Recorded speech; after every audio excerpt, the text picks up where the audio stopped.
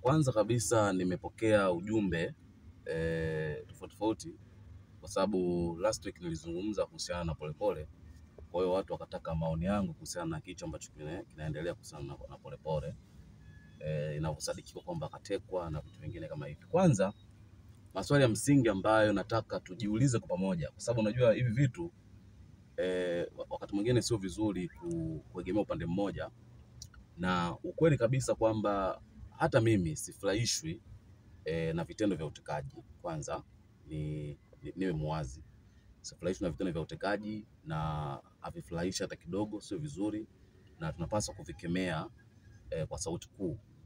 Lakini kwa jambo ambalo limetokea la Polepole linakusadikika kwamba katekwa, kuna maswali mengi sana ya kujiuliza, na moja ya maswali ya kujiuliza ni kwamba tumeona kwa asilimia kubwa watu moja kwa moja wanajielekeza kwamba Polepole wanaihusisha moja kwa moja serikali kuhusiana na kitendo cha Polepole kutekwa. Sasa kuna maswali marahisi sana nataka tujiulizeni kwa pamoja ili tupanue uelewa wa pamoja.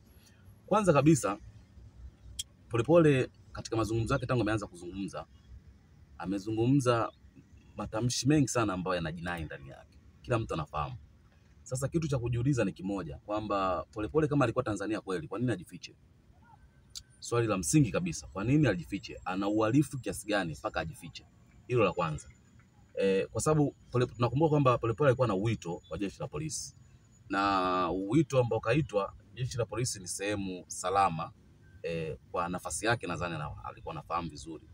Kwa nini alikataa kwenda kuitikia wito wa jeshi la polisi? Cha kwanza, kama kweli Polepole katekwa na alikuwa Tanzania, mimi nataka niwaambie kitu kimoja wa Tanzania. Yoyote ambaye anaamini Polepole alikuwa Tanzania na yupo Tanzania hana akili timamu. Kwa sababu moja tu, Polepole kama alikuwa anaishi kwa kujificha ficha, ni dhahiri alikuwa anafahamu kwamba alichokuwa nakifanya sio kitu kizuri na kikubaliki. Hilo moja. Mbili, Polepole kama kweli alikuwa Tanzania, kama ni kweli, kama wengi wanavyoamini kwamba Polepole alikuwa Tanzania, tunajiuliza maswali mengi. Kwa nini kitendo cha utekaji kije baada ya yeye kumaliza alikuwa anazungumza? Kwa nini kipindi kile ambacho anazungumza? Kwa sababu Polepole alikuwa anazungumza mpaka anatishia. Anazungumza mpaka anatishia kwamba siku fulani nitazungumza maneno makubwa. Siku fulani nitazungumza maneno makubwa. Na kazungumza moja maneno makubwa ambayo kazungumza, amehusishanisha tume ya uchaguzi, kwamba mfumo wa tume ya uchaguzi upo connected na mfumo wa CCM. Ameongea tuhuma kubwa kama hizo ambazo kimsingi kabisa zinajinai, na ilipaswa akajibu hoja au akajibu tuhuma zake mahakamani kulingana na maneno ambayo kaongea. Lakini Polepole aliongea kuhusiana na kifo cha Magufuli.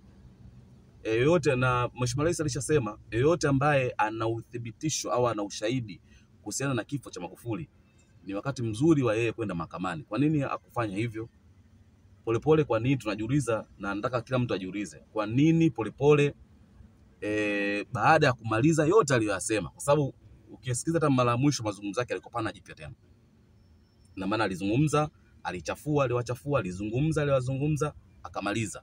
Kwa nini baada ya kumaliza ndo atekwe? Yaani kwa nini hiyo picha ije baada ya kumaliza? Kwa nini asingetekwa kipindi kile ambacho alikuwa anazungumza mambo makubwa na alikuwa anatishia kabisa kwamba kesho kutwa nitazungumza mambo makubwa, kesho kutwa sio nitazungumza? Kwa nini kipindi kile asitekwe atoke sasa hivi? Hilo ni swali la msingi sana la kujiuliza. Unajua tukisema hivi watu wengi wanafikiri kwamba sisi pengine tunabariki matukio ya kutekwa kwa watu. Si sawa, kwa sababu kutekwa si jambo zuri. Hata mimi naweza nikatekwa na mtu yote anaweza katekwa.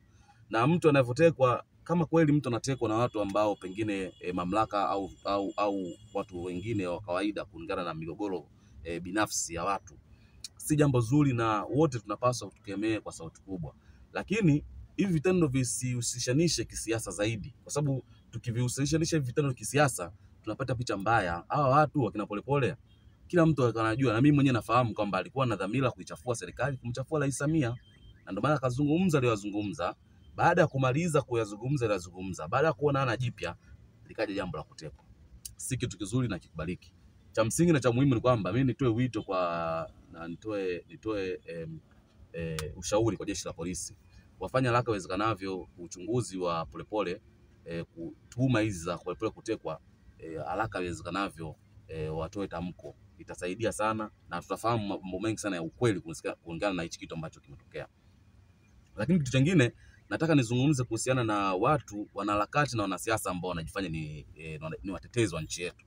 Kwanza kabisa kitu ambacho mimi najiuliza, na wewe ambao unanisikiliza unatakiwa ujiulize, na ukishinda kujiuliza kama unakimbilia ku comment matusi wewe tukana, lakini twende katika ukweli na uhalisia. Hivi mshe kujiuliza kwamba ni kwa nini Tanzania tuna wakombozi, tuna wanasiasa na wanaharakati ambao wanajipambanua kwamba ni wakombozi, lakini ndani yake wanafanya ukombozi wakiwa wameshafanikiwa kimaisha. Mfano, Chadema walitangaza wenyewe kwamba hawatakuwepo katika uchaguzi. Picha inayokuja sasa hivi wanamtuhumu moja kwa moja Mheshimiwa Rais kwamba amezuia wao kushiriki uchaguzi, kitu ambacho ni uongo. Walikataa wenyewe na walisema waingie kwenye uchaguzi bila mabadiliko ambayo wao walikuwa wameadai. Sasa mimi nataka niambie kitu kimoja. Hao watu ambao kwa asilimia kubwa wanajifanya ndio wakombozi wa nchi yetu au wakombozi wa kuwatetea Watanzania, kama wanavyosema John Heche kwamba serikali ya CCM imesababisha umaskini kwa Tanzania. Nataka nimuulize John Heche, yeye utajiri aliokuwa nao mpaka leo ameupata kupitia serikali gani kama sio serikali ya CCM? Yaani maana yake ni kwamba hao watu wakishafanikiwa kimaisha, wakiwa na maisha mazuri, kwa sababu tukimwangalia John Heche sasa hivi anatembea gari karibia bilioni 400 usafiri wa kutembelea, na John Heche hajawahi kuwa mfanyabiashara. John Heche hajawahi kuwa kwao sio kwamba ni mambo safi, ametoka kwenye familia ya kimaskini, hajawahi kuwa mfanyabiashara na alikuwa hana mbele wala nyuma. Lakini serikali hii ya CCM alipokuwa mbunge kupitia serikali hii ambayo yeye anaikosoa, naona si sawa, ambayo anasema kwamba serikali hii imesababisha maskini watu wengine, lakini yeye anasahau kwamba imempa utajiri serikali hii. Leo anajipambanua kujifanya kama ni mwanaharakati. Hao watu maana yake ni kwamba hata wale wanavozuia, wanavoambia wanavotoa elimu yao ya uongo kwa wanachama wao au wagombea wao kwamba wasishiriki kwenye uchaguzi, yeye Lissu, tujiulizeni maswali machache sana.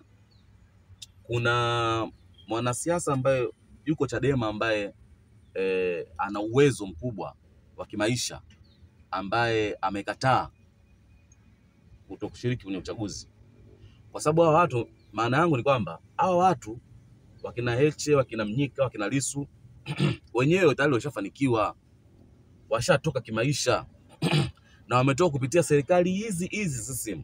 Serikali hii ya CCM wamefanikiwa kimaisha, yani jeshi, yani kila kitu katika mifumo, kila kitu ni hakuna kitu ambacho kimebadilika. Sana sana mama ndo kabadilisha kidogo mambo, kwa sababu mambo hayakuwa hivi. Tume haikuwa kama hivi ambavyo mama kaibadilisha. Lakini kupitia katiba hii, kupitia serikali hii, kupitia vyama hivi wanavyoshiriki navyo sasa hivi, wamefanikiwa kimaisha hapa Tanzania na wana maisha mazuri. Sasa hivi wanawadanganya wengine kwamba wasishiriki kwenye uchaguzi. Wanawadanganya wengine kwamba serikali ya CCM inamsababisha umaskini kwa Tanzania. Lakini tunachojiuliza, mbona wao wamefanikiwa kupitia kwa serikali hii ya CCM? Kwa nini hawawi wa kweli? Hawa ndo mwisho wa siku wanaungana kwenye lile kundi la wanaharakati ambao wengine wako nchini kama Mange Kimambi. Mange Kimambi sasa hivi anahamasisha maandamano. Sawa, ana haki, kila mtu ana haki kwamba kuona kwamba mtazamo wake unaelekea wapi na anaonaje hali inavyoendelea. Sio kitu kibaya.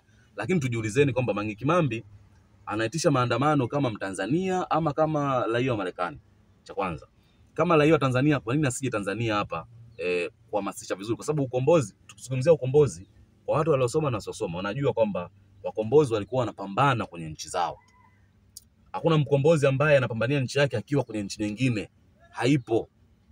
Kama kweli Mange Kimambi anatupambania sisi kama anavyosema, aje akachukue barua, maka sema tarehe 29 Oktoba ni siku ya maandamano, arudi Tanzania akachukue barua kwa Kamanda Mulilo, barua ya kibali cha kuhusiana na ulinzi wa waandamanaji, kwa sababu unajua kuandamana vile vile kuna utaratibu wake wa kuandamana. Lazima jeshi la polisi litoe ulinzi. Sasa haliwezi kutoa ulinzi kama anahamasisha waandamanaji au ambaye anataka kuandamana ajaenda kuchukua barua maalum ambayo itakuwa kimsingi inalinda waandamanaji. Sasa aje Mange Kimambi, aje Tanzania achukue, akae front, asiwadanganye watu. Kama yeye anasema Watanzania ni wahoga, yeye kama yeye ana uoga, kwa nini asije kufanya hizo harakati Tanzania? ili sasa tuone uhalisia wake wa kuipenda Tanzania, tuone uhalisia wake wa kuipenda kuwa mzalendo katika nchi yetu. Kama hatuweza kufanya hivyo, hatakuwa na uzalendo wowote. Na watu namna hii, mimi nataka niwaambieni ukweli na wasanueni leo Tanzania, hawa watu wanatumika. Unajua wanatumia mamvuli ya kusema haki, wanatumia mamvuli ya kusema kwamba ukandamizaji, ufisadi, ili wawatumie nyinyi wa Tanzania kuwachochea hasira na chuki. Mwisho wa siku tuingie kwenye machafuko ambayo hayatakuwa na kikomo. Sasa hichi kitu hakikubaliki. Kwa nini yeye kama kweli ana dhamira ya dhati na yeye ni mzalendo kweli, kwa nini asije Tanzania akaongoza maandamano akiwa Tanzania? Kwa nini anang'ania anakaa kule afu anahamasisha maandamano kwenye Instagram? Instagram huwezi kufanya ukombozi kwenye Instagram. Huwezi kufanya ukombozi kwenye mitandao ya kijamii. Njoo kwenye nchi yako. Kama kweli unaona kuna haki ambayo wewe unayotaka kuipigania, njoo kwenye nchi yako ipiganie haki ukiwa hapa. Vitu vingine vya kushangaza, unamuona hata Tundu Lissu. Watu wengi wanamuona Tundu Lissu kama ni shujaa fulani, kulingana na eti sijui kapata kesi hiyo kwa ajili sijui ya kuongea maslahi ya Tanzania. Wanataka waingizeni nyinyi chaka. Yaani kwamba muingie, kwa sababu asilimia kubwa vijana wengi hatuna maisha, bado tunajitafuta. Sasa hawa watu ambao wanatuhamasisha sisi tukaandamane ama sisi nchi yetu ivurugike, ni watu ambao washatengeneza maisha yao. Maisha yao ni mazuri. Kwa nini wakati ambao wanatengeneza maisha kama sisi hawakuwa hivi ambavyo walivyo sasa hivi? Kwa nini kipindi kile wasingekuwa kama hivi ambavyo wako sasa hivi? Ili sasa tupate uhalisia kwamba hawa watu ni wa kweli. Kwa sababu unataka umuige mtu ambaye yeye anajua mpaka kufa kwake anaishi vipi. Ana kipato cha kuishi mpaka kufa kwake vizuri kabisa. Ana passport ya kusafiria ambao anajua anaweza hapa akaanzisha vurugu au vita afa akakimbia kwenye nchi nyingine. Wewe ambapo uliko hapo, ndugu yangu na kijana mwenzangu, hata nauli ya kukiambiwa hata sasa hivi kwamba kwenda Marekani hata kama 200,000 nauli, una uwezo huo. Lakini watu kama wanatudanganya. Hatukatai kwamba, yani mimi ninavyosema hivi sikatai kwamba hakuna changamoto Tanzania. Changamoto zipo. Hakuna serikali ambayo ina changamoto. Hata serikali ambayo inaongoza kwa uchumi duniani, Marekani, sio kwamba changamoto hamna. Changamoto zipo. Lakini sasa tunachotaka niwaeleze wa Tanzania na vijana wenzangu ni kwamba tusitumike, yani watu wasije wakatuhamasisha kwa changamoto tulizokuwa nazo Tanzania, tuichukie nchi yetu, tuisemee vibaya nchi yetu, tusababishe machafuko kwenye nchi yetu kwa sababu tu ya changamoto tulizokuwa nazo. Hapana, hicho kitu hakikubaliki. Ndio kitu ambacho mimi nakataa. Nataka pia niwahamasisheni ndugu zangu na vijana wenzangu kwamba tukatae haya mambo. Unaweza ukajikuta kijana mwenzangu unapambana kwenye vita ya mtu mwingine. Yaani mtu anaweza unaweza kuona kama unafanya ukombozi wa kujikomboa katika kitu fulani ambacho unaambiwa na hao watu ambao wanasema. Lakini si sawa. Kumbe unamnufaisha mtu kulingana na kitu ambacho unakifanya. Sasa hichi kitu hakikubaliki. Tukikataeni kwa sauti kubwa, tukataeni kuhamasishwa kufanya vurugu, maandamano ya kipuuzi ya tarehe 29. Kama kuna mtu anataka kufanya maandamano tarehe 29, yuko Marekani anatuhamasisha sisi, haje yeye kwanza akae mbele, kwa sababu yule ana maisha. Yule pale, yule Mange Kimambi, naambia tu kweli, yule Mange Kimambi nishasema kwanza yule ni dalali kwenye mitandao. Kuna watu ambao wanamtumia na wajua, wakina Polepole walikuwa wanamtumia, na kuna baadhi ya watu ambao hawakuwa watu wazuri hata ndani ya chama walikuwa wanamtumia yule kumchafua Samia, kuichafua serikali. Ni vitu ambavyo vipo wazi. Sasa wamefanya sana hivyo vitu. Kwa hiyo analipwa hela afanye hivi, analipwa hela afanye hivi. Mwisho wa siku yule dada ni dalali wa kwenye mitandao ambaye udalali wake anaufanya kwa manufaa yake mwenyewe binafsi. Pale anatetea ugali, kitu ambacho watu wengi hamtaki kuamini na kuelewa. Lakini najua kuna baadhi ya watu wanaelewa. Yule mtu anatetea ugali na anafanya vile kwa maslahi makubwa yake mwenyewe, kimaisha yake na kimaisha ya familia yake. Anajua anafanya hiki, anaongea hivi, anaongea vile, anaikosoa serikali hivi, anaikosoa serikali vile. Mwisho wa siku maisha yake yaende vizuri na anapata faida kufanya vile. Sasa kwa nini faida yake yeye ituhusishe sisi ambao hatunufaiki? Yaani leo hii sisi tuje na sisi tufuate kile ambacho anakisema yeye, wakati sisi sio wanufaikaji wa kitu ambacho tunakipata. Niendelee kuhamasisha na kusema kwa vijana kwamba tusijihusishe na matukio yoyote yale ambayo yanahusisha uvunjifu wa amani, kama kuandamana, kuingia katika vurugu, kugombana na serikali. Serikali, hakuna mtu anaweza kushindana na serikali, lakini sisi tunaweza tukaishauri serikali na tunaweza tukatoa maoni yetu kwa serikali. Kusema kwamba Samia hafai, kusema kwamba Samia hivi au vile hakusaidii kitu. Cha msingi, Samia ni Mtanzania.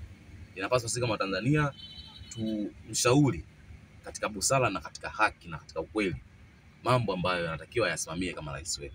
Lakini si sawa kumchafua ama kuona ni mtu ambaye asiyefaa kwa sababu tu ya kisiasa au kwa sababu tu ukubaliana naye. Sio sawa. Hata akija rais gani katika nchi hii lazima atahitaji ushauri, atahitaji kuambiwa ukweli, atahitaji kuelekezwa, lakini sasa hivi kwa busara, kwa sababu yeye ni rais. Kwa hiyo sisemi kwa sababu Rais Samia, lakini rais yeyote atakayekuja Tanzania inabidi tuende katika misingi hii ya kumheshimu kwanza, lakini kumshauri katika busara, kumshauri katika kumheshimu, mmeshaelewa, na kuwa katika misingi fulani ya kuheshimiana kwa pamoja. Baada ya kusema hayo, nishukuru ndugu zangu Tanzania, asanteni sana.